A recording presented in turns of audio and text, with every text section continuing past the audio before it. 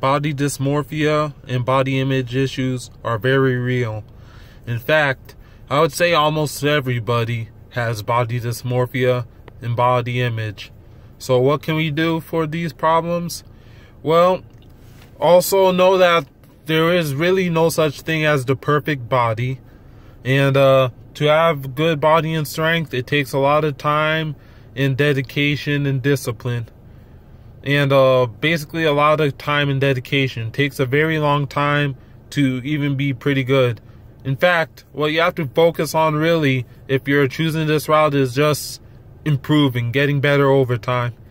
And also, when you look at the people who are the best at what they do, also know that they put a lot of time into this. They do this for a living, and their goals aren't the same as yours. So don't use them to be discouraged about your own progress. And just use them as motivation to get yourself better.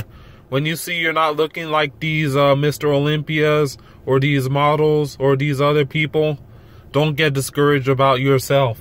Because most likely, if you do this straight in the right way, even in 1 year, you'll see a lot of progress. Just look at every bit of progress.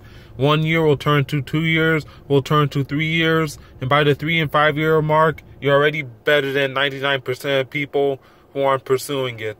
So, they also be proud of how far you come. And do not use... And also know that... man... And don't get too discouraged easily when you find out you're not one of these top guys, because, like I said, they have different goals, and there's always going to be someone better than you, and you're always going to be better than somebody.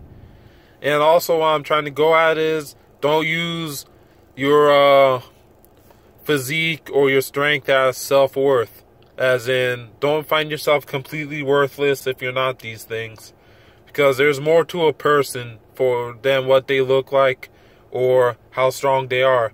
They have more to offer than their looks and their strength. I'll use me as an example.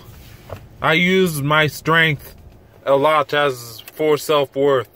That I wasn't a top. I mean, I was definitely one of the stronger guys, but I wasn't the strongest. So I used that to bring myself down, or how I felt myself a lot.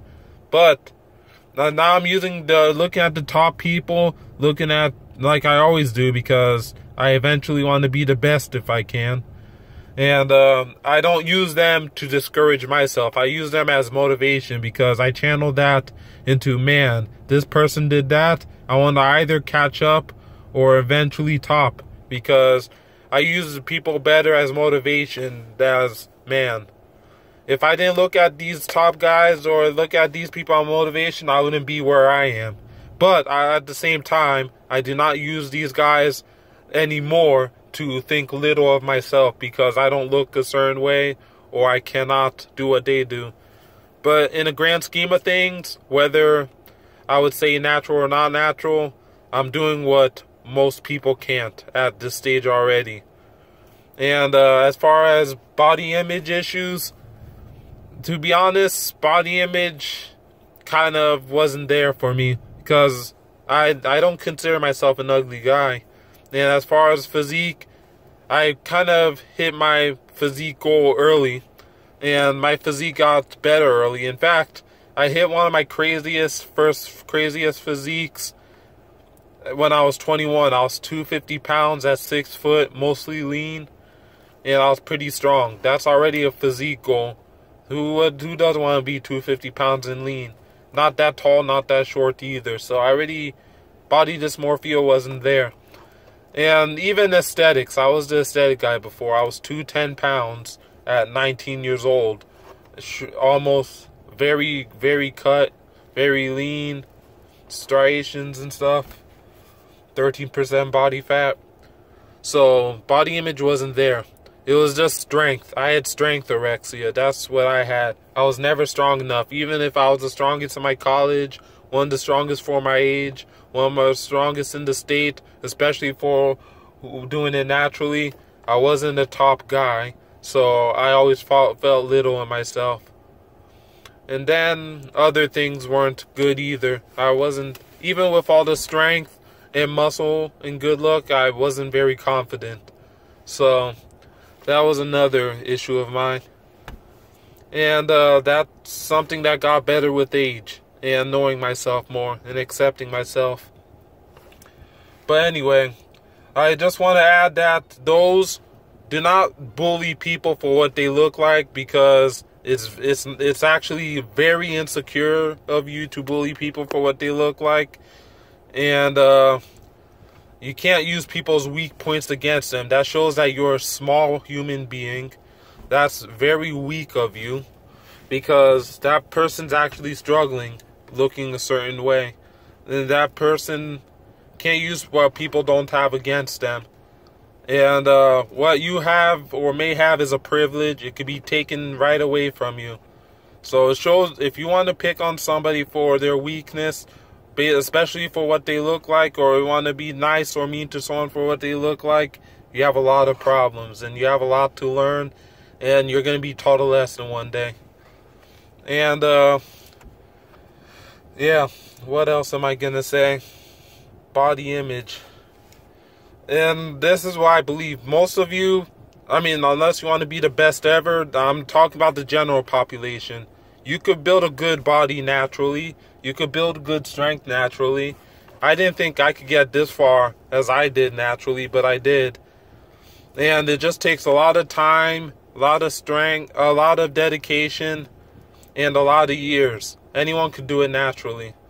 And what you have to do, take my method. Look at the people who are the best. Don't hate them for their choices to use steroids or not. Just use their champion mindset to better yourself. And you have to also accept that there's a difference between steroid body and look and natural body and look. Know that difference, but also don't limit yourself saying, oh, I'm natural, so I can't do this. I didn't think I could be like this naturally. I didn't think I could be 270 pounds, not even obese naturally. I didn't think I could be 250 pounds and lean naturally. I didn't think I could have full muscle bellies and my lifts naturally. I did not think that. If you told me this years ago, I would say you're a fool. I'll be weak forever. Because I didn't use the steroid people. Oh, he's on steroids. That's an excuse. You want to play the steroid card? That's an excuse. Instead, I use the steroid card to better myself. As in, yeah, these people are taking steroids. I still want to hang with them. It's an empowering feeling that you're natural. You're hanging with lifters on steroids. And your physique is better than most people on steroids. Or most people on steroids can't even have your physique. Even though what you have to realize that there are people on steroids that will better your physique and strength. That's just the way of the game. They have different goals. But as a natural, you could achieve what I can and even better in most cases. You could achieve better than me naturally. You could achieve great things naturally, better than the most population naturally. You just have to stop comparing yourself to other people unless it's to improve yourself. You have to give yourself credit. You have to see how far you have come from the beginning, and you have to just stick with it. And you have to unrealistic goals, as in no limits, but you have to be realistic with. You have to know what will really happen, what doesn't happen, and you have to really just be proud of what you're doing. Be proud of who you are. Man, I guess, forgive me, I'm kind of lazy brain today. But yeah, I'm gonna find a way to make a more thought out video when I make more sense. I'm kind of babbling. What haven't I covered? What haven't I repeat myself?